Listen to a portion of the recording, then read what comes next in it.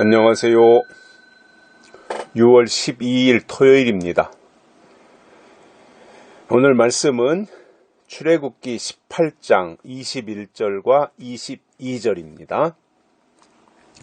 그대는 또 온 백성 가운데서 재덕이 겸비한 자 곧 하나님을 두려워하며 진실무망하며 불의한 일을 미워하는 자를 빼서 백성의에 세워 천부장과 백부장과 50부장과 10부장을 삼아 그들로 때를 따라 백성을 재판하게 하라. 무릇 큰 일이면 그대에게 베풀 것이고 무릇 작은 일이면 그들이 스스로 재판할 것이니 그리하면 그들이 그대와 함께 담당할 것인즉 이 일이 그대에게 쉬우니라. 아멘. 모세가 하는 일이 굉장히 많았고 또 이드로가 볼 때는 이게 한두 번 하고 끝날 것이 아니라 오랫동안 가야 되는데 불가능하다고 생각을 했던 모양입니다. 이드로는 모세의 장인이니까 장인이 바라본 사위의 일이 벅차다고 생각이 들었던 거지요. 그래서 제안을 한 겁니다. 장인 이드로가 모세에게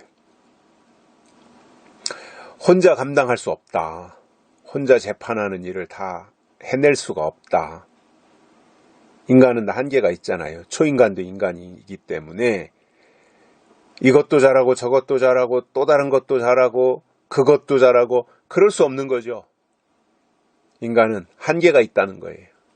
이드로가 경험으로 아마 그걸 알았던 모양이에요. 그래서 사위인 모세에게 그 부분에 대해서 제안을 합니다.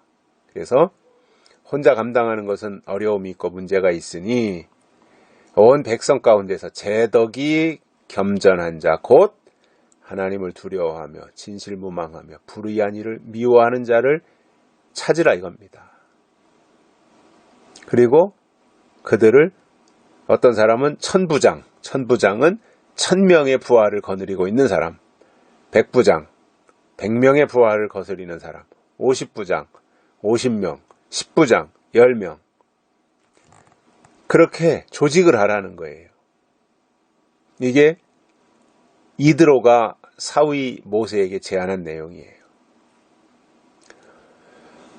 그래서 천부장, 1000명을 또 천부장이 1000명을 다 다스린다는 게 쉽지 않잖아요. 그러니까 천부장은 천부장 밑에 백부장을 두어서 백부장을 10명을 두면 1000명이 되잖아요. 100명짜리를 10명을 두면.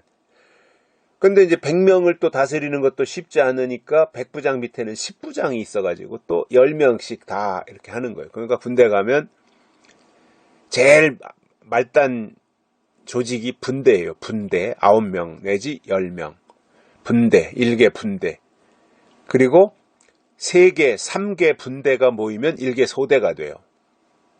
그러니까 30명 정도가 1개 소대가 되는 거죠. 그 30명은 3개의 분대가 모여서 1개 소대가 되는 겁니다. 그리고 또 중대 위에가, 소대 위에가 중대잖아요. 그러면 또 3개 내지 4개 소대, 약 4개 정도의 소대가 모여서 1개 중대가 되는 거예요. 본부 소대,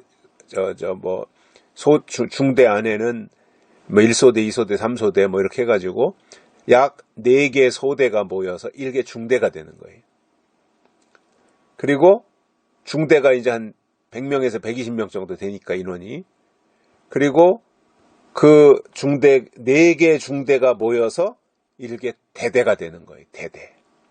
그 대대 위에가 연대가 있고, 연대 위에가 사단이 있는 거예요. 그 사단장이 있고, 연대장이 있고, 대대장이 있고, 중대장이 있고, 소대장이 있고, 분대장이 있는 거예요. 이 조직이 성경에서 나온 거예요. 이드로의 제안이에요. 천부장, 백부장, 10부장. 그렇게 하지 않으면 일을 감당하기가 어렵다는 겁니다. 지속해서 그렇게 할 수 없다는 거예요. 체력에도 한계가 있고 기억력도 그렇고 할 수 없다는 거죠. 그래서 그렇게 다 조직을 해서 각자 그 천부장에게는 이러한 일, 백부장에게는 이러한 일, 십부장에게는 이런 일, 다 역할을 분담해서 맡기라는 거예요. 그래서 큰 사건, 그래서 재판하는 건데 큰 일이 생겼을 때는 모세가 하게 될 것이고 그 이외에 자질구레한 일들에 대해서는 천부장이 할 일, 백부장이 할 일, 십부장이 할 일, 50부장이 할 일, 이런 것들에 대해서 이제 그 배분을 하라는 거죠. 역할을 분담을 하라는 거죠. 그렇게 하면 그들이 각자의 위치에서 그 일을 다 재판하게 될 것이다 이겁니다. 그렇게 하면 모세의 일이 쉬워진다는 거예요. 이게 너무 벅차면 이게 한계를 넘어가서 과부하가 걸리는 거잖아요. 문제가 생길 수 있는 거죠.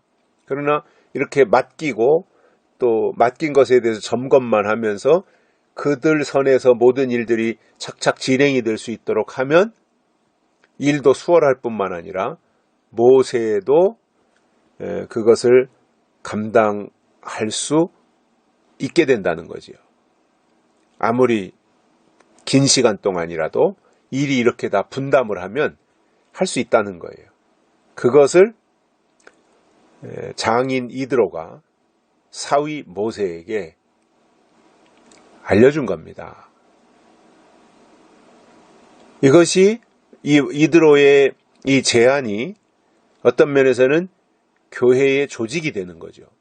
모세가 광야에서 이드로의 말을 듣고 광야의 조직을 그렇게 했듯이 그 이후로 교회 시대가 되어지고 교회 안에서도 이러한 그 교회 어떤 조직 자체가 기능적인 측면에서 만들어져서 일을 해 나가게 되는 거잖아요. 혼자 하는 건 안 되니까. 뭐 어제도 아말렉과의 싸움에서 보면 모세가 할 일이 있었고 아론과 훌이 할 일이 있었고 여호수아가 할 일이 있었고 그렇게 해서 다 각자 위치에서 자기 역할을 해서 완전한 승리를 이루듯이 이스라엘 백성들이 광야길을 걸어가는 데 있어서도 이스라엘에 대한 조직이 이런 식으로 오늘 이드로가 설명한 식으로 천부장, 백부장, 50부장, 10부장 이런 식으로 조직이 되면 모든 일이 쉬워지는 이 내용, 이것이 교회의 조직의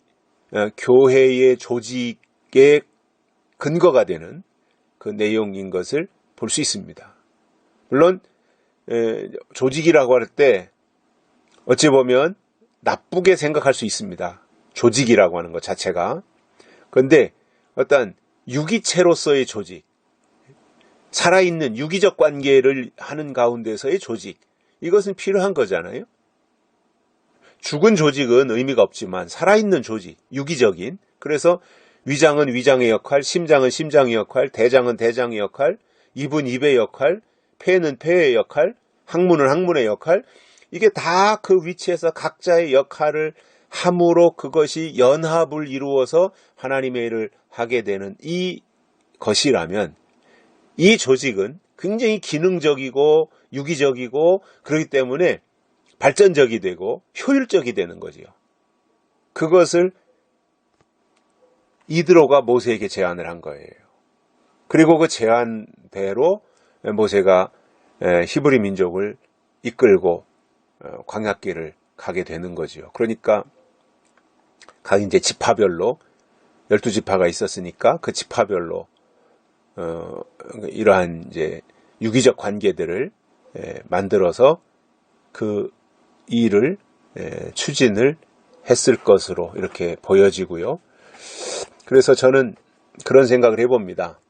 죽은 조직은 약속이 없이, 예언의 말씀이 없이, 재림신앙이 없이 그냥 묵은 법칙에 따라서 사람을 그냥 벽돌 쌓듯이 그렇게 해서 조직을 만드는 것은 그것은 의미가 없어요. 그러나 유기적 관계, 살아있기 때문에 뭔가 역할을 해야 되고, 살아있기 때문에 살아있는 증거를 나타내야 되고, 그렇기 때문에 살아있기 때문에 유기적 관계를 형성해서 그것을 통해서 하나님의 이 일을 돋보이게 만들어 나가는 과정으로서의 어떠한 또는 기능으로서의 또는 역할로서의 조직은 필요하다라고 보는 거예요. 여기까지 하겠습니다. 감사합니다.